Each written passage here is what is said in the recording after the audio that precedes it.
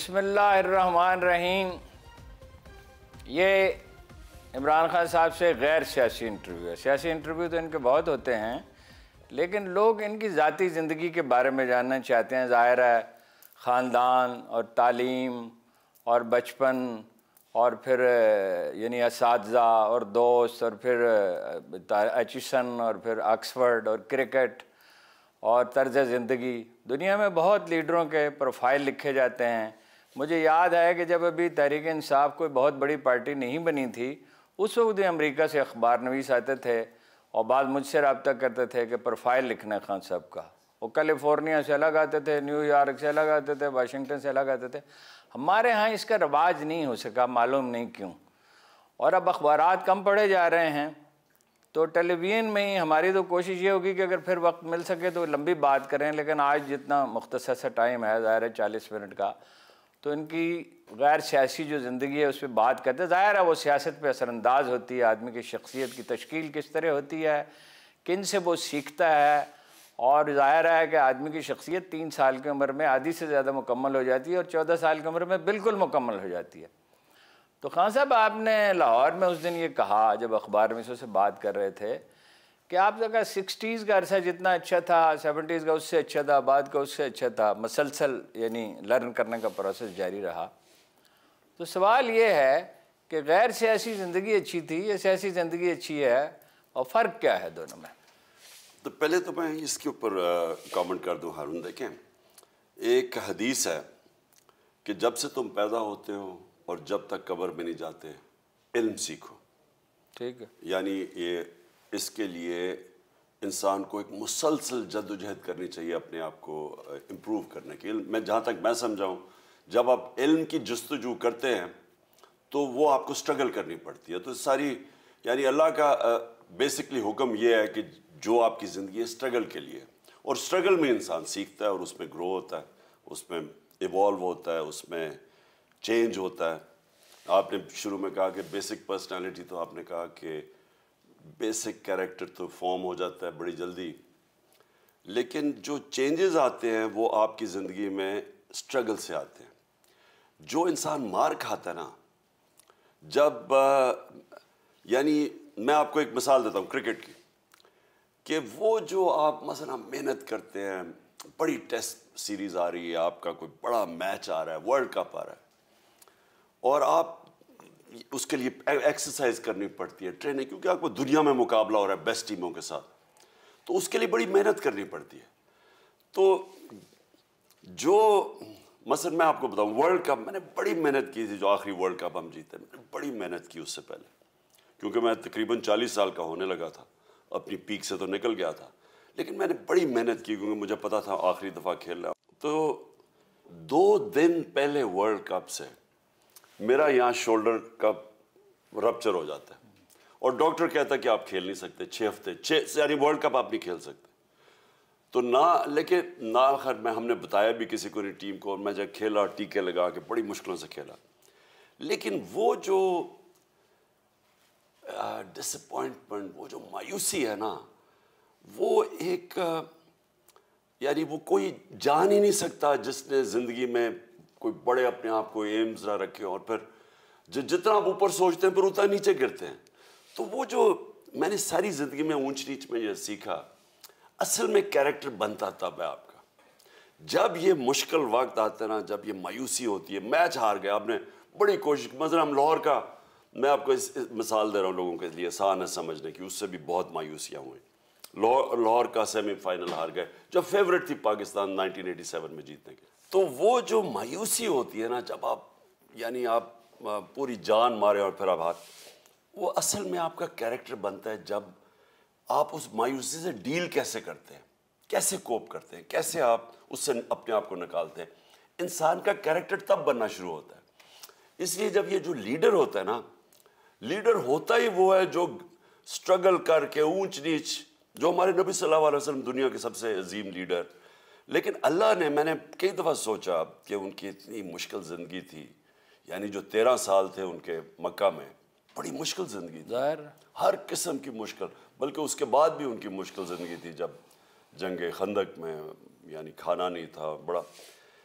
तो जहाँ तक मुझे समझ आई है कि अल्लाह हमें जब कहता है ना कि उनकी सुन्नत पे चलो, उनकी ज़िंदगी से सीखो, तो वो सबसे अजीम लीडर को भी अल्लाह ने अपने हबीब को स्ट्रगल करवाई, यानी उसको बुरे वक्त दिखाए, ऊंची, उसी से कैपेसिटी बिल्डिंग होती है। और हमें ये बताया कि ये है तरीका। ये नहीं कि जिस तरह यहाँ लीडर है, मैं बाप है तो मैं बेटी तैयार होगी, वो उधर है तो मेरी पर्ची मिल गई तो मैं लीडर। इस तरह ये जो स्ट्रगल है ना, ये इंसान को भी बनाता है और ख़ास तौर पे लीडर को बनाता है, क्योंकि लीडर की बाकी लोगों से सबसे बड़ी क्या क्वालिटी होनी चाहिए? प्रेशर लेने की। वो प्रेशर तब लेगा जब वो सारी ज़िंदगी प्रेशर से गुजरता रहे।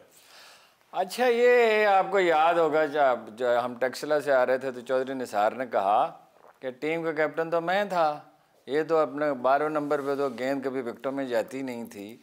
तो ये कैसे क्रिकेट से इश्क शुरू हुआ और कैसे फिर ये डेवलप कैसे किया? यानी एचिसन में रहते हुए तो आप कोई क्रिकेटर नहीं थे, यानी शामिल तो थे टीम में। चौधरी, अच्छा, चौधरी निसार खैर इतनी 50 साल के बाद मेमोरी कमज़ोर हो जाती है। एचिसन का मैं सबसे बेहतर खिलाड़ी था। अच्छा, और मैं असल में नहीं कैप्टन चौधरी नहीं था? मुझे याद नहीं कि Nisar captain This is what he मैं said? कैप्टन नहीं, मैं 2 साल खेला था एचिसन की टीम से, मैं कैप्टन नहीं था। अच्छा, लेकिन मैं खिलाड़ी, मुझे सारे कलर्स मिलते हैं जब आप सबसे परफॉर्म अच्छा करते हैं। लेकिन देखिए, मेरी जो वालदा की 2 बहनें थी ना, उन दोनों के बहनों के बेटे पाकिस्तान के क्रिकेट कैप्टन भी रहे, और वो मेरे से बड़े थे। जहांगीर और माजिद, जावेद बरकी और माजिद, जावेद बरकर। सो दोनों खाला के बेटे थे। तो ये भी एक अजीब चीज़ है कि 3 बहनों के 3 बेटे टेस्ट क्रिकेटर्स भी और टेस्ट कैप्टन्स, और तीनों ऑक्सफोर्ड कैम्ब्रिज। हम ये जमान पार्क ने बड़े पैदा किए, जमान पार्क से। सो मुझे घर से वो जो मेरे हीरोज थे, वो तो हर इंसान का रोल मॉडल होता है, तो मेरे वो रोल मॉडल्स थे, तो मैं उन्हीं की तरह बनना चाहता था। शुरू में तो आप फ्लॉप ही हो गए ना जी, टीम में शामिल हो गए। पहले मैच मुझे खिलाया, मैं सिर्फ 18 साल का था। इंग्लैंड में था पहले मैच? इंग्लैंड में था। तो मैं जब वहाँ खेला तो 18 साल का, यहाँ क्रिकेट भी कोई क्वालिटी की नहीं थी, इंग्लैंड की टीम बहुत अच्छी थी। तो पहले मैच के बाद ही मुझे कहाँ था वो मैच? इंग्लैंड में, एजबेस्टन, बर्मिंघम में। अच्छा। तो पहले मैच के बाद मुझे उन्होंने टीम से निकाल दिया, और सब ने कहा कि अब ये कभी वापस नहीं आएगा। सारों ने कहा कि इसकी क्रिकेट ख़त्म। मुझे याद है कि अखबार में लिखा हुआ था इमरान खान नहीं, इमरान कांट, ये खेल नहीं सकता। तो और बड़ा मेरा मजाक मजूक भी उड़ा टीम वाले। जब जाहिर है एक स्पोर्ट्स ऐसी चीज़ है कि अगर आपको इज्जत है तो परफॉर्मेंस है तो इज्जत है, आपने परफॉर्मेंस नहीं की तो कोई आपको पूछता नहीं है। तो वो मुझे पहली दफ़ा ज़िंदगी में इतना धचका पड़ा, क्योंकि तब तक आसान ज़िंदगी थी, यानी उस टाइम तक। तो जब मैं टीम से निकला और फिर जो मेरे 3 साल लगे वापस आने में, वो जो थी ना, वो 3 सालों में क्या किया? मैं यूनिवर्सिटी चला गया, मैं ऑक्सफोर्ड चला गया। तो मैं पढ़ भी रहा था, तो मैं फिर गर्मियों में क्रिकेट खेलता था ऑक्सफोर्ड के लिए। दाखिला भी आपको क्रिकेट की बुनियाद पर मिला ना? ओवरसीज, अच्छा। और आपकी जो ओवरसीज हैं उसके लिए वो करते हैं, और फिर हाँ क्रिकेट भी, स्पोर्ट्समैन भी, इंटरनेशनल क्रिकेटर भी था। तो मैं ऑक्सफोर्ड में, ये 3 साल का कोर्स था? 3 साल का कोर्स था, जो मैंने असल में 2 साल में किया। और वो उसमें मैं सबसे ज़्यादा ग्रो किया। एक तो मैं इसलिए ग्रो किया कि वो पढ़ाई इतनी मुश्किल थी, क्योंकि देखिए बहुत मुश्किल है हारून, आपने एक चीज़ रियलाइज़ करनी है, अगर आप एक इंटरनेशनल स्पोर्ट्समैन बन जाते हैं तो वो तभी बनते हैं जब आपका एक लव अफेयर हो जाता है, जुनून हो जाता है, एक चीज़ से ऑब्सेशन हो जाती है, नहीं तो आप नहीं बन सकते। क्योंकि सोचें, सारे मुल्क में टॉप 11 में ऑक्सफोर्ड से लंदन जाते थे आप? नहीं, मैं पहले ये बता दूं कि जब तो क्यों नहीं स्पोर्ट्समैन पढ़ते, क्योंकि लव अफेयर एक ही होता है, ये नहीं हो सकता कि और आपके पास एक टनल विजन होनी चाहिए, आप फोकस हो जाते हैं एक चीज पे। तो मैं जिस क्लास पे मैं क्रिकेटर बना, मैं वाहिद क्रिकेटर हूं जिसने सारी, यानी जो मेरा लेवल था, जिसकी यूनिवर्सिटी डिग्री है। क्योंकि वो आप 15 साल की उम्र में आपका फोकस हो जाता है स्पोर्ट पे, तो पढ़ाई ही नहीं की जाती। आप वहाँ ऑक्सफोर्ड में भी कैप्टन थे? हाँ, फिर मैं ऑक्सफोर्ड में कैप्टन बना, लेकिन मैं सिर्फ पढ़ा मेरी वालदा की वजह से, क्योंकि मेरी वालदा ने मुझे ये वादा करवाया था जब मैं 18 साल की टीम में आया। उसने कहा कि देखो तुमने एक वादा करना है, तुमने अपनी यूनिवर्सिटी पूरी करनी है। और वो मैं इतना अपनी वालदा का शुक्रगुजार हूँ क्योंकि उससे मुझे इतना फायदा हुआ। आगा जान तो आपको पैसे भेजते थे या पैसे भी वहीं से अर्न करते थे? नहीं, पहले मैं ये सिर्फ ये कह दूं कि वो जो मेरी वालदा ने मुझे प्रेशर डाला कि तुमने पढ़ाई पूरी करनी है, उसका मुझे इतना ज़्यादा फ़ायदा हुआ क्योंकि एक तो ऑक्सफोर्ड की और फिर यूनिवर्सिटी एजुकेशन, फिर जो माइंड की ट्रेनिंग करता है वो एजुकेशन, उसका मुझे क्रिकेट में बड़ा फ़ायदा हुआ। यानी वो अब मेरी जो एनालिसिस थी, मैं अपनी गेम को बेहतर रीड करता था बाकियों से बाहर, वो और चीज़ें जो मैंने एक दफ़ा सिर्फ मेरे वालिद, जो मैं पहला साल था मेरा ऑक्सफोर्ड का, उन्होंने यूनिवर्सिटी फ़ीस भेजी और मुझे अभी भी याद है 500 पाउंड था वो। और ये सोच लें कि मेरी बहन उस वक्त लंदन स्कूल ऑफ इकोनॉमिक्स में पढ़ रही थी और उन्हीं दिनों में वो बांग्लादेश अलहदा हो गया। उन्हीं दिनों के अंदर हमारा रुपया डिवैल्यू हो गया, यानी पाउंड 11 रुपए, आधा रह गया था, 11 रुपए से 28 रुपए पे चला गया। तो मेरी बहन उधर पढ़ रही थी, मैं ऑक्सफोर्ड में था। तो फिर उसके बाद मैं वो प्रोफेशनल क्रिकेट खेलता, यानी मैं काउंटी क्रिकेट खेलना शुरू हो गया। यूनिवर्सिटी में था तो मैं उसमें से इतने पैसे कमा लेता था अपनी क्रिकेट से। छोटी मोटी जॉब भी की बाज़-औक़ात? जो जॉब मैंने सिर्फ पहले जब मेरा जो पहला साल था सर्दियाँ ऑक्सफोर्ड में, क्योंकि उस वक्त मेरे पास पैसे ख़त्म हो गए, सेल्समैन का काम, तो उन्होंने एक वो यूनिवर्सिटी स्टूडेंट्स के लिए जॉब होती है क्रिसमस जॉब, तो 3 हफ्ते की जॉब थी। तो 10 दिन मैं लास्ट किया क्योंकि 2-3 मेरी लड़ाई हुई, उन्होंने फिर मुझे निकाल दिया 10 दिन के बाद। नौकरी के काबिल तो आप लेकिन उन 10 दिनों में मैंने इतना पैसा कमा लिया कि मेरे कोई अगले 2-3 अच्छा, महीने वो बॉलिंग एक्शन आपने मुझे बताया था, एकदम से बरामदे में बैठे हुए थे, बॉलिंग एक्शन में आपने कहा कि मैंने ख्वाब में देखा। कैसे डेवलप किया बॉलिंग एक्शन? अच्छा, मैं पहले प्रॉब्लम क्या था बॉलिंग एक्शन? नहीं, मैं आपको पहले से, मैं वाहिद हूँ क्रिकेट में, जो क्रिकेट जानते हैं लोग, कि जिसने अपना पूरा बॉलिंग एक्शन चेंज कर दिया। ये बड़ा मुश्किल, शायद ही कोई बॉलर है जो ये कर किया। खैर मेरे जिस लेवल पे मैं पहुंचा था उस लेवल पे तो नहीं किया, क्योंकि आपका एक नेचुरल बॉलिंग एक्शन होता है। मेरा जो बॉलिंग एक्शन था, वो जो मैं बनना चाहता था ना, वो बॉलिंग एक्शन रुकावट बन गया बीच में। तो सारे जो भी एक्सपर्ट्स थे, यानी जो क्रिकेट के कोचेस, वो सब मुझे कहते थे कि अगर तुमने चेंज करने, जो भी बॉलिंग एक्शन चेंज करता है, जो उसकी नेचुरल चीज़ है वो भी चली जाती है, वो ना तीता रहता ना बटे रहता है। तो सब ने मुझे कहा ना चेंज करो, लेकिन मैं बनना चाहता था फास्ट बॉलर, क्योंकि मैंने इंग्लैंड में डेनिस लिली को देखा जब मैं 18 साल का था। उसको मैंने बॉलिंग करते देखा, वो पहली दफ़ा हमने तेज़ बॉलर देखा, यहाँ तो कोई तेज़ बॉलर नहीं थे। तो जब मैंने उसको बॉलिंग करते देखा ना, तो मैंने कहा मैं ये बनना चाहता हूँ। अब वो जो मेरा बॉलिंग एक्शन था वो उसके ज़रिए मैं बन नहीं सकता था। मैं ज़रा टेक्निकल चीज़ आसान लोगों के लिए बता रहा हूँ कि वो एक रुकावट थी। तो मैंने 4 साल लगाए, यानी 4 साल मुझे लगे मुकम्मल तौर पे चेंज किया बॉलिंग एक्शन में, तेज़ बॉलर बनने के लिए, और बना। यानी ये कभी हुआ नहीं है क्रिकेट में कि आप मीडियम से, ग्रेग चैपल मुझे कहता था, ये कभी हुआ नहीं है कि मैंने अपना एक्शन चेंज किया। और अगर कोई मेरा देखे जब मैंने शुरू कैसे किया था तो मैंने चेंज करके तेज़ बॉलर बना। फिर हुआ क्या कि मैं जब अपनी पीक पे था ना, जब मैं सारे रिकॉर्ड्स तोड़ने के वक्त था, मेरी टांग टूट गई और यहाँ किसी को वो हेयरलाइन फ्रैक्चर हुआ, तो यहाँ किसी को पता ही नहीं था कि वो होता क्या। तो मैं खेलता रहा उससे, वो और बुरा हो गया, वो ख़राब होती रही। तो जब मैं सारे, आप समझे ना, पेन नहीं होता था? पेन होता, हाँ दर्द होती थी, लेकिन मैं थोड़ी देर के बाद फिर खेल लेता था, वो हील ही नहीं हो रहा था। अच्छा, जब मैं वापस आया, 3 साल जो मेरी पीक पे थे वो ज़ाया हो गए मेरे, क्योंकि तेज़ बॉलर की पीक 6 साल होती है, तो उसमें 3 साल तो ये चले गए। तो जब मैं वापस आया 3 साल के बाद, तो मेरा एक्शन ख़राब हो गया। अब उन दिनों में ऐसे, अब तो मोबाइल फ़ोन से भी आप अपना एक्शन करके तो स्लो मोशन में देख सकते हैं। उन दिनों में बड़े अभी नई आया था ये, तो मुझे समझना है कि गलती क्या है, और मैं कोई 3 महीने लगा रहा कि कैसे मैं इसको ठीक करूं, क्योंकि वो मेरी कोई चीज़ मिसिंग थी, लेकिन मुझे समझ नहीं आ रही थी। क्योंकि अगर तो आजकल वीडियो होता, कैमरा होता, मैं वो देखता, मैं एडजस्ट करता, तब नहीं था। तो आप ये यकीन करें कि माइंड की कितनी पावर होती है, मैं लोगों को बताता हूँ, क्योंकि मैं कोशिश करता रहा, नहीं होता था, मैं फिर कोशिश करता था। तो मैं रात ख्वाब मुझे आती है और इतना माइंड ऑब्सेस था कि मैंने कैसे इसको ठीक करूं कि मैं ख्वाब में देखता हूं, अपने आप को देख रहा हूं बॉलिंग करते हुए, और उसमें मैं देखता हूं कि मैं गलती क्या कर रहा हूं। अगले दिन जाके मैंने ठीक कर लिया। तो यानी माइंड में से अच्छा, ये सख्त वर्जिश की आदत उसी जमाने में पड़ी?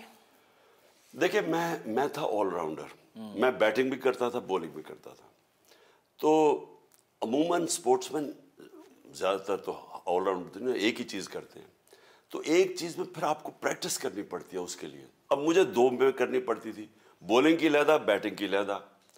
और बॉलिंग फास्ट बॉलर था, उसके लिए फिटनेस चाहिए थी, क्योंकि फास्ट बॉलर की सबसे ज़्यादा उसको, यानी जिस तरह एथलीट नहीं होता उसको फिट होना पड़ता है।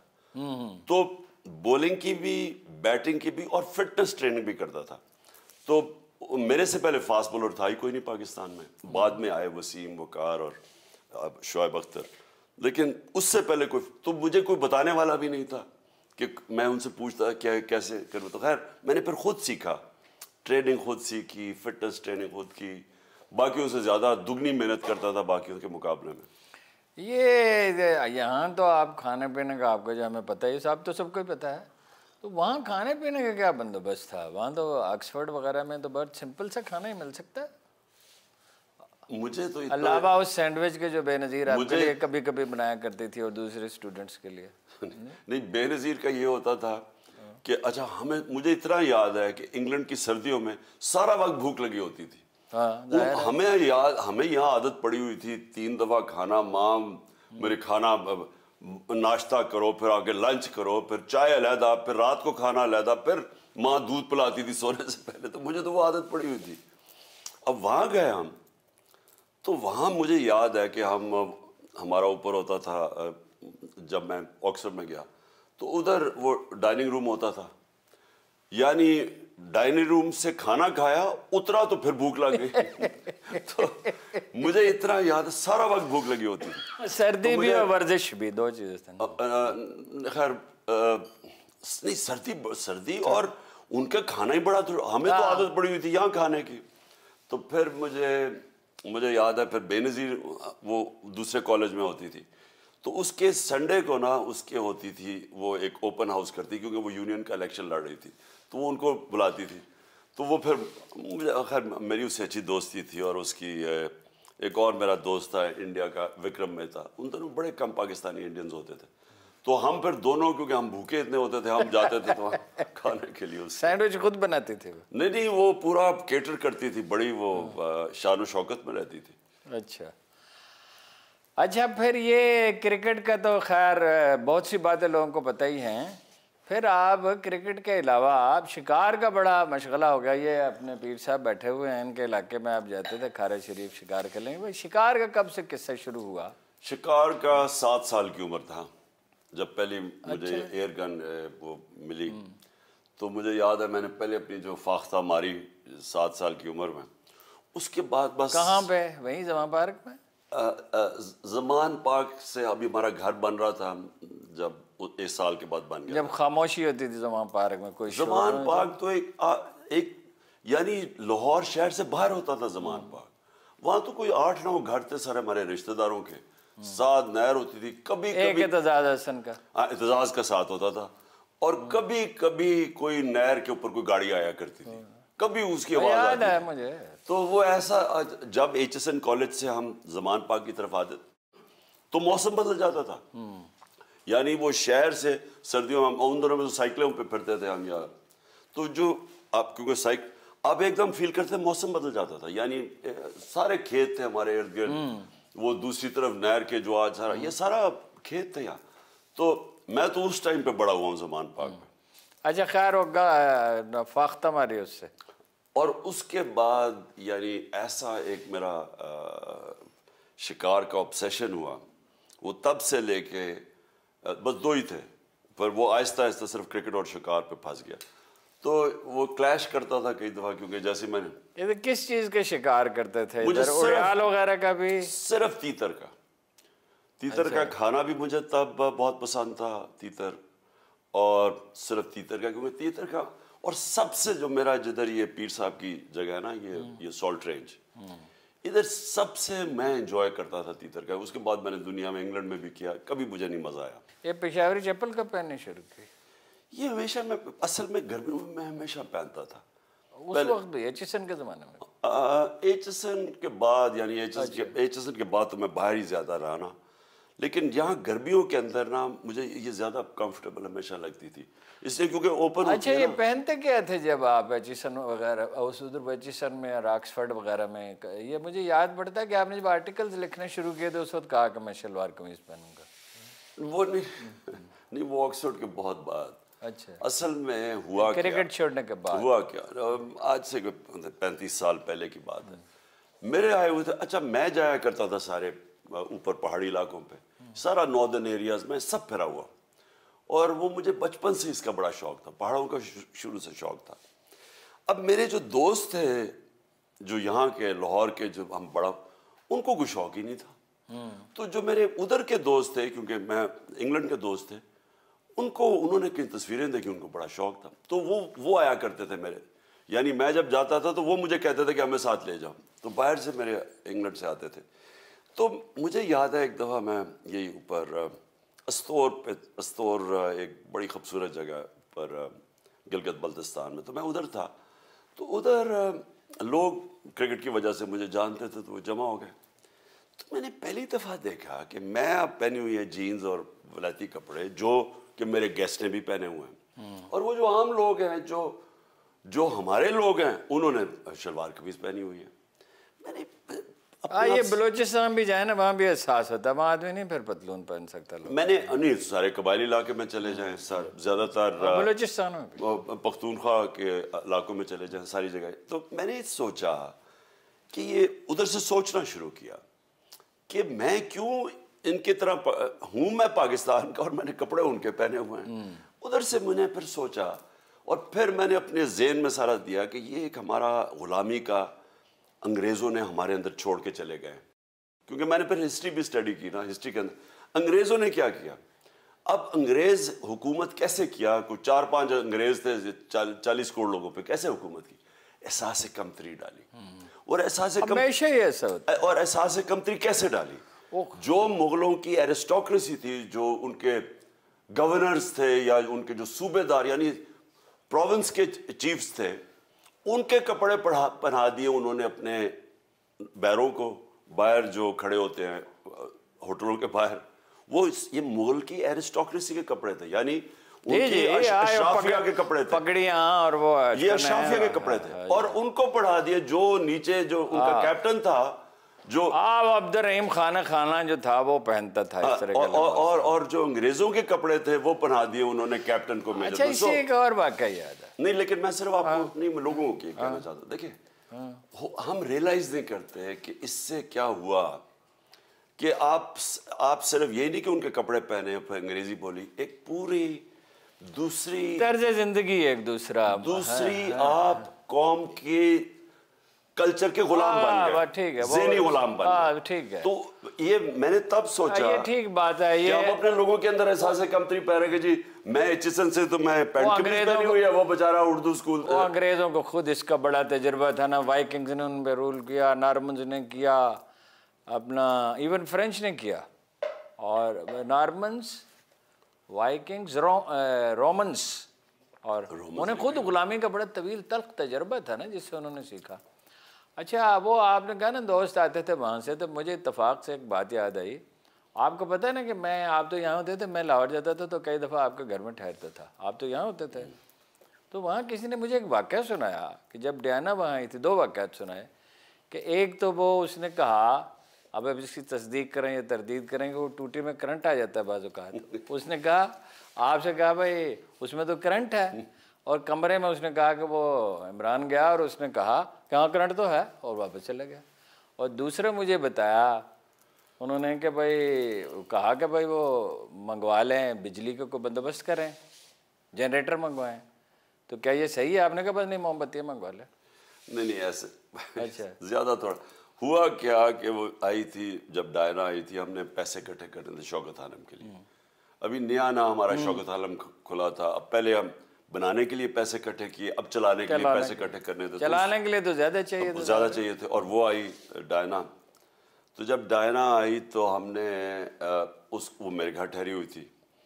उन्होंने क्या किया कि उन्होंने नीचे वही छोटा कमरा जो ड्राइंग रूम के सामने, हाँ, वही मैं ठहरता रहूँगा। हाँ, तो उसने अच्छा उन्होंने क्या किया, जो नीचे फंक्शन के लिए वो जो लाइटिंग रूटिंग लगा रहे थे, उन्होंने कुछ इस तरह का किया कि वो बिजली किसी तरह पता नहीं कैसे वो कनेक्ट हो गई कोई हमारे वो जब पानी चलाओ तो उसमें से तो वो बेचारी को शॉक पड़ गया, बेचारी डायना को।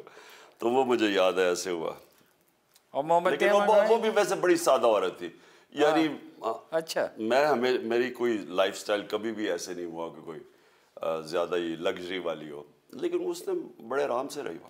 और थी वो, मतलब जो बच्चे के साथ उसकी तस्वीर थी वो कोई नुमाइशी नहीं थी, उसको वो दिल से देखें लोग, इसीलिए वो रॉयल फैमिली में एडजस्ट नहीं कर सकी ज्यादा। वो आपने अभी देखा ना कि वो पता नहीं आपने नोटिस किया या नहीं कि लांसेट जो दुनिया की टॉप मेडिकल मैगजीन है दुनिया के अंदर, इंटरनेशनल रिकग्नाइज्ड, उसने भी क्या लिखा है, उसने हमारी जो हेल्थ कार्ड हमने निकाला था उसकी तारीफ की है कि ये जो हेल्थ कार्ड है ये अमीर, पाकिस्तान से अमीर तरीन मुल्कों के अंदर भी इस तरह की सहूलत नहीं है।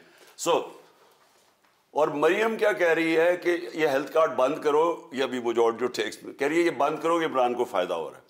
कहने का मकसद ये है कि ये जो लोग होते हैं ना, ये जो मसनूई तौर पे लोगों से हमदर्दी दिखाते हैं कि औरत को पकड़ लिया ऐसे करके, डायना की जेन्युइन थी वो। अच्छा। दिल से, यानी वो दिल से करती थी लोगों के लिए, और मैंने उसको बड़ा करीब, उसके लिए रॉयल्टी में कशिश नहीं थी, आदमियत इंसानियत थी असल में। उसकी बड़ी उसकी तकलीफ थी जिंदगी। वक्फा कर लें नाजरीन, वक्फा करते हैं, फिर गुफ्तगू यहीं से शुरू करते हैं। ये आप समझते हैं, अगरचे हम सियासत पे नहीं बात करना चाहते थे, चलो ये तो खैर सियासत है भी नहीं, शजरकारी, डैम्स, कोरोना से फाइट और हेल्थ कार्ड। और एक और चीज़, क्योंकि जो इकॉनमी मिली थी हमें वो बैंकरप्ट थी। पाकिस्तान में इतने बुरे, इतना बड़ा खसारा बैरूनी, असल तो बैरूनी खसारा मुल्क को तबाह करता है ना, क्योंकि आपका रुपया गिरना शुरू हो जाता है। जितना आपका बैरूनी खसारा बढ़ता है, रिजर्व्स कम होते हैं, रुपया गिरना शुरू, रुपया गिरता है तो एकदम महंगाई आ जाती है, गुर्बत बढ़ जाती है। तो सबसे बड़ा ये बैरूनी खसारा छोड़ के गए थे, जबकि तब तेल आधी कीमत पे था, हमें मिला तो तेल दुगना हो गया। और उसके बावजूद जो अप्रैल के अंदर आप इनकी देख लें, जो इकोनॉमिक सर्वे ऑफ पाकिस्तान है जो इस हुकूमत ने पब्लिश किया, सिर्फ ये देख लें कि पाकिस्तान की उस वक्त अप्रैल यानी 6 महीने पहले इकोनॉमिक इंडिकेटर्स क्या थे, record exports, record tax collection, 4 फसलों की रिकॉर्ड बम्पर क्रॉप्स, कितने सालों के बाद इंडस्ट्री 11.5% पे वो बढ़ रही है, IT 75% बढ़ रही है। यानी वो उधर से उठा के कोरोना के बावजूद मुल्क ऊपर जा रहा था। जब ये आए हैं, इन्होंने साजिश करके जब गिराया, तो वो बहुत बड़ी अचीवमेंट थी मेरे ख्याल में। अब ये तो खैर लॉन्ग टर्म है ना हमारे फ्यूचर के लिए, लेकिन जो इकॉनमी को निकाला था उधर से, वो बड़ी फाइट की थी। हारून आप ये सोचे, मैंने ज़िंदगी में, मैं अभी किसी और से भी अपने 1-2 मिनिस्टर से बात कर रहा था जो मेहनत करते थे,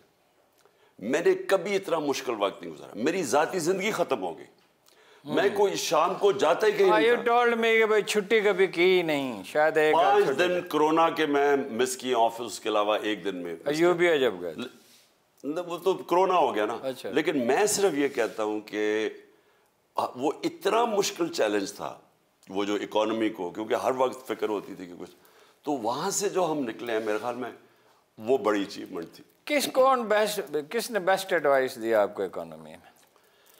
मुख्तलिफ लोगों ने दी। असद उमर तो शुरू में मतलब ये पूरा कंसीव नहीं कर सकते, क्लियर नहीं थे। नहीं देखे ना, नहीं ठीक है, वो उनका पसंद किया जाता है उनको, मैं आपको वो क्लियर तो नहीं थे। मैं आपको कुछ और देखिए, पहली दफा गवर्नमेंट में आए, और गवर्नमेंट में आए जबकि सबसे बड़ा क्राइसिस था, क्योंकि इकोनॉमी तो बैठ गई, फिर कोरोना आ गया। अच्छा, उधर से अभी हिल ही रहे थे, कोरोना ऊपर से आ गया, दुनिया बंद हो गई। तो और फिर कोरोना में इतना बड़ा फैसला था कि हमने लॉकडाउन नहीं किया, हिंदुस्तान में उसने नरेंद्र मोदी ने मुल्क में बंद कर दिया और तबाही हुई। सारी दुनिया को देख रहे थे, वहां बड़ा प्रेशर था लॉकडाउन, सारों ने कहा लॉकडाउन। अच्छा, और लॉकडाउन भी फिर जिस तरह हम निकले हैं तो दुनिया एक्नॉलेज करती है। मुझे याद है सवाए जनरल एहसन साहब एक रिटायर्ड जनरल हैं, उनके एक सिवा एक आदमी नहीं था जो ये कहे, सब कहते थे लॉकडाउन करना, जनरल एहसन कहते थे नहीं करना चाहिए, सब कहते थे लॉकडाउन भी करना है, और सब कहते थे कि आपकी गवर्नमेंट चली जाएगी क्योंकि ये लोग मरने। अच्छा, ये तो आप सियासत में बात करनी तो नहीं थी, ये तो आपके थे, इसमें कोई शुबा नहीं, सही कहा आपने ये चारों बातें। लेकिन जो आपने गलतियाँ की, उस्मान बुज़दार मुसल्लत किया आपने, कैबिनेट में ऐसे आदमी लिए, IMF के मामले में आप कंफ्यूज रहे, तो उस पर कभी गौर किया आपने? अब टीम तैयारी नहीं थी, अब मैं आपसे कहता हूँ कि भाई आप तैयारी करें। उस दिन भी मैंने आपसे कहा कि भाई तैयारी, आपको इतने बड़े चैलेंज हैं, अब तो उससे बड़ा क्राइसिस है। देखिए हारून, ये प्राइवेटाइजेशन का मसला है, पुलिस है, अदलिया है, FBR है, ज़राअत को जदीद करना है, इंडस्ट्री लगानी है, IT है, अपना ये इलेक्ट्रॉनिक्स में, ये इसके लिए कोई तैयारी है कोई? देखिए हारून, मैं आपको बताऊं, देखिए कितनी चीज़ें इंसान ठीक कर सकता था, इसमें तो कोई शक नहीं। मैं अपनी पिछली ज़िंदगी में देखता हूँ तो जैसे जैसे मुझे ज़िंदगी का तजर्बा ज़्यादा होता जाता है, मैं जो समझता था कि पिछली अपनी ज़िंदगी में मैंने उस वक्त ठीक चीज़ें, मैं रियलाइज़ करता हूँ मैं गलत कर रहा था। अब क्योंकि देखें, नॉलेज या एक्सपीरियंस जितना आपका बढ़ता जाता है, इस तरह कि आप पहाड़ के ऊपर चढ़ते जा रहे हैं, जितना आप ऊपर जाते हैं उतना और नज़र आना शुरू हो जाता है, जिस तरह ऊपर जाते हैं। तो जितना ये जो 3.5 साल में यानी मेरी जितनी स्ट्रगल की है, मेरी सारी, अगर मैं ज़िंदगी में पहले ना किया होता तो मैं कर ही ना सकता। लेकिन मैंने चीज़ें बहुत रियलाइज़ की कि अपने माजी में भी और इसमें भी 3.5 साल एक तो आपका ये बड़ा मसला है ना, आप फेस वैल्यू पे ले लेते आदमी को, बड़ा अच्छा आदमी, बड़ा अच्छा आदमी है, और फिर बाद में आप कहते हैं कि यार ये तो मैं चीट किया इसने मुझे। देखिए, मैं असल में वो खुसरो बख्तियार अब आपका कहाँ है, और वो वज़ीर कानून का क्या नाम था जी, वो वज़ीर कानून जो होता था कराची वाला, उसको, और कई ऐसे लोग वो डिसअपीयर ही हो गए। देखिए हारून, ये है खामी, अब गवर्नमेंट में ये खामी। चौधरी सरोवर को गवर्नर बना दिया आपने। गवर्नमेंट से पहले ये मेरी जिंदगी में खामियां नहीं थी, क्योंकि मैं इसको खामी नहीं समझता था। लेकिन जब आप मुल्क के प्राइम मिनिस्टर हो, ये वाकई खामी थी। और खामी क्या है? मैं हमेशा लोगों में अच्छाई ढूंढता हूँ। मैं लोगों की, दो पहलू है ना, हम सब में बुराई और अच्छाई हैं, तो मैं हमेशा अच्छाई ढूंढता था लोगों में। तो जब आप गवर्नमेंट में प्राइम मिनिस्टर हो, मैंने रियलाइज किया कि मेरी कमजोरी निकली। क्योंकि होता क्या था कि लोग, आप मुल्क को नुकसान पहुंचता था जब आप लोगों को ट्रस्ट करते थे, और वो जब आपका ट्रस्ट बिट्रे करते थे तो आपको तो नुकसान होता था, लेकिन मुल्क का नुकसान। तो ये मैंने, अगर आप कहें, लेकिन आप जो आपने कहा ना कि अगर आपको 3.5 साल पहले क्या करना हो, अगर आपको फिर मिले, नहीं तैयारी तो करें ना जी, मैं तो ये कह रहा हूँ। नहीं, वो तो खैर तैयारी हमें खैर पता है, आखिरी 2 साल 17 साल में पाकिस्तान की बेहतरीन ग्रोथ रेट हुई थी, तो हम सीख तो गए थे। लेकिन मैं आपको एक बताता हूँ, अगर मुझे वापस जाना पड़े 3.5 साल पहले जब शुरू की थी, तो एक चीज़ जो मुझे करनी थी और मैं नहीं कर सका, और वो थी कि मैं कानून की हुक्मरानी कायम नहीं कर सका, रूल ऑफ लॉ नहीं ला सका, इंसाफ नहीं कर सका। क्योंकि जो पार्लियामेंट्री डेमोक्रेसी के अंदर अगर आप मेजर रिफॉर्म्स करना चाहते हैं, एक कोलिशन गवर्नमेंट पहले कमज़ोर, उसके अंदर लोग आए हुए थे, वो हमारे कंट्रोल में नहीं थे, और कोलिशन पार्टनर्स थे, और फिर सेनेट में उनकी मेजॉरिटी थी, तो कानून वहाँ से पास होता नहीं था।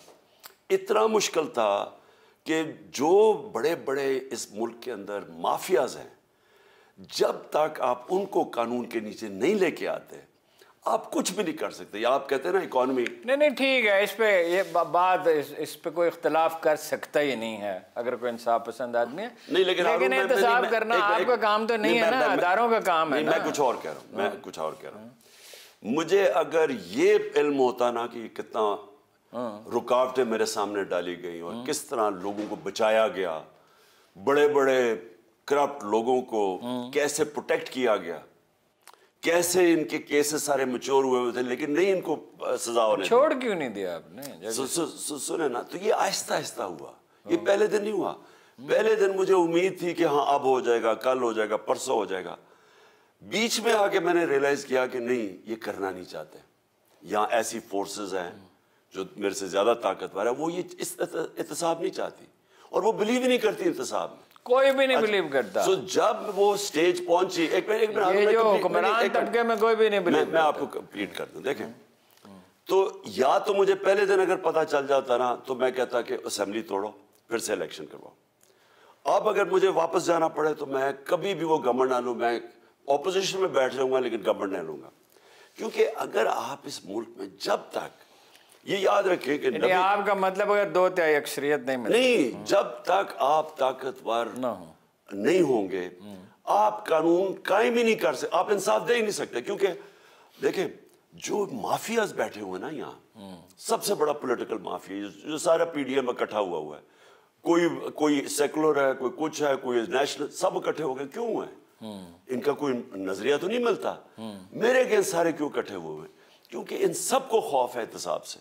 पहले दिन से मैं कह रहा था ये एनआरओ, अब एनआरओ का मतलब ये है कि ये कानून के ऊपर आपने रख दिया, मतलब कि इनके लिए और कानून, गरीब के लिए और कानून। वो जब तक ये नहीं ना होता, वो मैं लोगों को बार बार हदीस रटा दिया है कि कभी वो उन्होंने नबी सल्लल्लाहु अलैहि वसल्लम ने बिल्कुल ठीक कि तुम्हारे से पहले बड़ी कौमें तबाह हुई, जिधर कमजोर को जेल में डालो, डाकू को, और बड़े को एनआर। तो जब तक आप वो नहीं ना कर सकते। लेकिन मेरी बात सुनो ना, देखो एहतसाब कैसे हो सकता है? पुलिस ठीक हो, FIA ठीक हो, एंटी करप्शन ठीक हो, नैब का तो पता नहीं क्या होगा, मगर FIA कर सकती है। अदारे जो हैं वो इंडिपेंडेंटली एक्ट करें, यानी कानून के दायरे में वो फैसले करने के लिए आज़ाद हों। आपका क्या काम? आपका काम तो नहीं है एहतसाब करना, आप सिर्फ पॉलिसी बना सकते हैं और निगरानी, मॉनिटरिंग कर सकते हैं।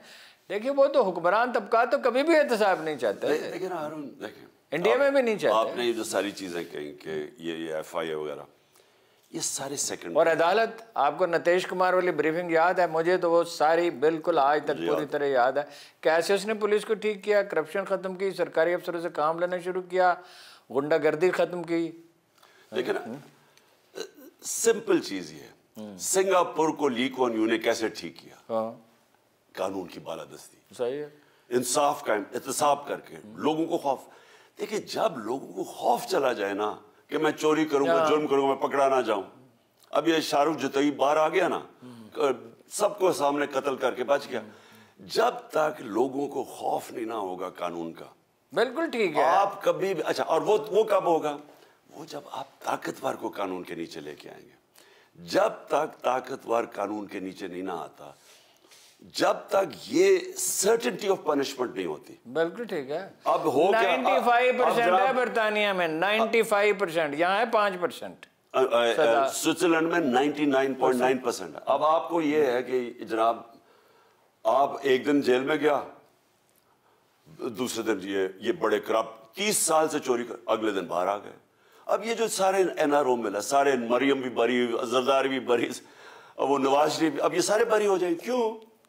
क्योंकि ये ताकतवर है। तो जब तक आप इनको कानून के नीचे नहीं लेके आएंगे, और वो तब लेके आएंगे जब आप ताकत से आए, और वो जब आप ताकत से, आप अगर जिस तरह मुझे पावर मिली थी, कुछ भी नहीं कर सकता था। अब शहबाज शरीफ का ओपन एंड शट केस, 16 अरब रुपए के इसकी नौकरों के नाम पे पैसा है जो इसकी फैमिली में डिस्ट्रीब्यूट हो गया, इसमें तो कोई शक ही नहीं था। वो केस ही ना लगे, कभी वो कमर में दर्द हो जाए, कभी वो बेंच टूट जाए, हम कुछ नहीं कर सके। हाँ, पूछते थे कि क्या हो रहा है। अगर आप आते हैं, सियासत पे बात तो नहीं करनी थी मगर उस तरफ चली गई, आप आ जाएं तो अब क्या करेंगे? नैब कवानीन बदल दिए हैं, कैसे अदालतों को ठीक करेंगे, कवानीन ठीक करें, कैसे श्योर करेंगे? हारून, एक दफा आपके पास अक्सरियत आ जाए ना अच्छी, फिर आप कानून चेंज कर सकते हैं। और आप, अच्छा, और फिर अदालती निजाम और पुलिस को भी, FIA को भी तो ठीक। जैसे ही आपके पास ताकत आ जाएगी, ये सब जानते हैं, पुलिस को पता है कि जब एक कानून ऊपर से शुरू होता है काम, जैसे उन्हें पता चलेगा ना कि यहाँ इस मुल्क में आप ताकतवर नहीं बच सकता, क्योंकि वो प्रोटेक्ट करता है बाकियों को। हाँ, आपको पता है पंजाब के अंदर हमारी जब गवर्नमेंट थी, अभी भी गवर्नमेंट है, वो नून लीग के, इनके बड़े बड़े माफियाज के कनेक्शन थे। हम पकड़ते थे सरकारी जमीनों पे अरबों रुपए का कब्जा किया हुआ है, नून लीग के नहीं, नहीं सुने, उसके भी हैं, काब लीग के भी हैं, मैं नून लीग के अभी मोना सिलाई के बारे में भी ऐसी शिकायत। मैं आपको बता रहा हूँ, ताकतवर कब्जा ग्रुप पकड़ते थे, सरकारी जमीनों पे कब्जा किया हुआ है, अरबों रुपए की जमीन उन्हें संभाली हुई, वो आके अगले दिन वो बेल लेके बाहर आ जाता था या वो स्टे ऑर्डर मिल जाता था।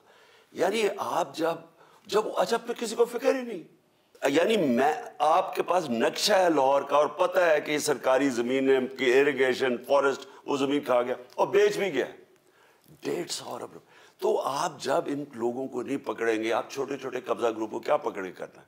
तो देखो, मैं अगर आपसे मेरे से एक चीज पूछते हैं ना कि जो हम फेल हो गए, हम कानून की बालादस्ती कायम करने में फेल हो गए, इंसाफ नहीं दे सकते। अच्छा, 2 सवाल और अब चूँकि सियासत आए गई, एक तो ये है कि अमेरिका से भी कशीदगी, इस्टेब्लिशमेंट से भी कशीदगी, दूसरी सियासी जमातों से भी कशीदगी, आप गवर्न कैसे करेंगे? राना सनाउल्लाह ने तो कहा है कि हम हुकूमत करने नहीं देंगे इनको, हम भी जुलूस लेके आएंगे और मारेंगे इनके लोगों को। देखो हारून, राना सनाउल्लाह उनसे मामला तो ठीक करें, ये नॉर्मलाइज तो करें। ये सारे मुजरिम पेशा लोग, जराइम पेशा लोग हैं, इसके ऊपर इसने कितने कत्ल किए। मुल्क का जरा हाल देखे ना आज, क्या मुल्क की फ्यूचर हो सकती है कि आपका इंटीरियर मिनिस्टर जो है उसका खुद इनके अपना ही नून लीग का वजीर कह रहा है इसने 18 कत्ल किए। सारा फैसलाबाद जानता है क्या था क्या बन गया। इसहाक डार, उसने कन्फेशनल स्टेटमेंट दिया है कि शरीफ खानदान के लिए मनी लॉन्ड्रिंग करके बाहर भेजता था। उसने बाकायदा बैंक अकाउंट्स बताए हैं जो वो काजी फैमिली लंदन में बैठी हुई थी जिधर पैसे, कन्फेशनल स्टेटमेंट है। मनी लॉन्डर, कन्फेस मनी लॉन्डर है, वो फाइनेंस मिनिस्टर बन गया। शहबाज शरीफ को अंडर ट्रायल था, इसका और इसका बेटा, इनको सजा होने वाली थी 16 अरब के FIA केस में, वो आ गया प्राइम मिनिस्टर बन गया। जरदारी बरी अलहदा हो गया, मिस्टर 10%। तो मुझे ये बताएं, अगर आपके मुल्क के अंदर अगर इस तरह के लोग मुल्क की क़यादत कर रहे हैं, उस मुल्क का कोई फ्यूचर। बिल्कुल ठीक है, मेरी बात सुनो, अपनी पार्टी के लोगों का करेंगे ना पहले, तो तभी आपकी मॉरल अथॉरिटी कायम होगी ना। अगर आपकी पार्टी में कोई, चले नाम लिए बगैर, कुछ नाम भी लिए जा सकते हैं लेकिन छोड़ें, आपकी पार्टी के जो लोग होंगे उनसे भी पूछेंगे तो तभी क्या होगा ना, उनका भी, बल्कि पहले उनका एहतसाब होना चाहिए। देखिए, अगर इस्टेब्लिश है किसी का कसूर। हारून मेरी प्लीज बात सुन, इंसाफ का मतलब ही ये होता है कि वो अंधा होता है, वो ना मेरी पार्टी देखता, ना किसी की, ना मेरा रिश्तेदार, ना किसी का। नबी सल्लल्लाहु अलैहि वसल्लम ने कहा ना, मेरी बेटी भी जुर्म करेगी तो सजा मिलेगी। देखिए उन्होंने, मैं लोगों को मुझे इनको समझ नहीं आती कि मदीना की रियासत क्यों अल्लाह कहता है नबी सल्लल्लाहु अलैहि वसल्लम की सुन्नत पे चलो, क्योंकि वो उनकी सुन्नत थी। उन्होंने सबसे पहले इंसाफ कायम किया, सबसे पहले अदल और इंसाफ, फिर खुशहाली आई। पहले खुशहाली नहीं आई, पहले उन्होंने इंसाफ कायम किया और फिर उन्होंने एक इंसानियत का निज़ाम रहम करके फलाई रियासत बनाई। पैसे नहीं थे, खुशहाली बाद में, ऐसे तो बहुत बाद में है, हजरत उमर के दौर में। सो हमारे लिए क्या लेसन है? अल्लाह हमें जब कहता है कि उनकी जिंदगी से सीखो, तो हम क्या अगर मुल्क में आपकी इंसाफ ही नहीं है, आप जो मर्जी कर लेंगे, भिखारियों की तरह फिरते रहेंगे भीख मांगते हुए, कभी किसी से कभी। और नहीं, मगर आपका देखे ना, आधी कानून में ब्लैक है और जो बाकी आदि है उसमें भी आपके FBR वाले जो हैं 22,000 में से शब्बरजादी कहता है कि 2,000 से ज़्यादा 2 आदमी नहीं है, 90% जो हैं वो तो करप्ट हैं या निकम्मे हैं। तो ये FBR का तो आपने कभी हाथ ही नहीं लगाया उसको, ठीक है, कोई प्लान अब है? हमारी रिकॉर्ड कलेक्शन हुई थी जब हम आए, 3 साल में डबल हो गया, इससे भी ज्यादा है तो बहुत ही ज्यादा। इससे जितनी आपने की उससे दुगनी हो सकती है, ग्रेजुअली, ऑफ कोर्स ग्रेजुअली होगी। लेकिन प्लीज मेरी एक बात सुनना, मैं आपके 9% थी ना, 11.4% पे गई है मैक्सिमम। मैं आपको देखने वालों को एक चीज बताना चाहता हूँ, देखिए जब तक एक कौम के अंदर खौफ नहीं ना होगा कि मैं जुर्म करूंगा और मैं पकड़ा जाऊंगा, तब तक आप जुर्म नहीं रोक सकते, क्योंकि किस किस को पकड़ेंगे। और लोगों को ये एतबार भी होना चाहिए जो टैक्स लिया जा रहा है वो ठीक खर्च हो रहा है। वो सारी चीजें बाद में आती हैं। जब आप टैक्स का पैसा चोरी करते हैं, वो तभी आपको खौफ होगा ना कि मैं पकड़ा जाऊंगा। आप मुझे बताएं, अमेरिका के अंदर या कोई वो ईमानदार लोग हैं हमारे से? क्या इंग्लैंड स्विट्जरलैंड में हमारे से ईमानदार लोग हैं? सिर्फ टैक्सी ड्राइवर $18 बिलियन टैक्स देते हैं, सिर्फ टैक्सी ड्राइवर। हारून, उनको पता है, आप किसी अमेरिकन से पूछे वो क्यों टैक्स देता है, उसे क्या है, वहां कोई बेल नहीं है, उसे पता है कि मैं पकड़ा गया टैक्स फ्रॉड में जेल है। इसलिए लोग टैक्स देते हैं। अब यहाँ ताकतवर जो है, आपको पता है हमने जो बड़ी, यानी मुझे अफसोस ये है कि जब हमारी गवर्नमेंट गई तो हम वो उधर पहुंच गए थे टेक्नोलॉजी का इस्तेमाल करके कि हम बड़ा जबरदस्त टैक्स मैनेजमेंट लोग आने लगे थे, क्योंकि हमने टेक्नोलॉजी इस्तेमाल किया। अच्छा, हमने ट्रैक एंड ट्रेस सिस्टम किया। अच्छा, रेवेन्यू तो ऐसे बढ़ा। वो हमने 34 मिलियन लोगों की लिस्ट बनाई। 34 मिलियन। इस वक्त पता आपको कितना टैक्स देते हैं? 20 लाख लोग। ठीक है। 34 मिलियन यानी 3 करोड़ लोगों की लिस्टें बनाई। वो लोग जो कि खाते पीते थे, 4 कनाल का मकान है, बड़ी बड़ी गाड़ियां हैं, बच्चे बाहर जाते हैं, आला स्कूलों में पढ़ते हैं, बेगमात जेवरात से लदी फदी है, टैक्स 1 रुपए। 22 करोड़ में से 3.5 करोड़ लोग हैं, इसके 20 लाख टैक्स देते हैं। 3.5 करोड़ लोग जिनके अच्छा भला और टैक्स नहीं देते। अब वो उनकी हमने आर्टिफिशियल इंटेलिजेंस, पूरी टेक्नोलॉजी का इस्तेमाल करके, अल्लाह करे कि वो हो जाए। अच्छा, 2 आखिरी सवाल है। एक तो खैर वैसे ही बीच में आ गया। 2005 में आपको बड़ी ताकीद के साथ एक आदमी के मैं घर लेके गया, उनसे मिलाया, one of the finest gentleman civil servant, जो इंटेलिजेंस को समझते हैं, पुलिस के तो खैर वो दुनिया में बेहतरीन आदमी समझे जाते हैं, टैक्स कलेक्शन को समझते हैं। डॉक्टर सडल साहब से आपने कोई काम ना लिया। इस तरह के और लोग भी थे जिनसे आप काम ले सकते थे।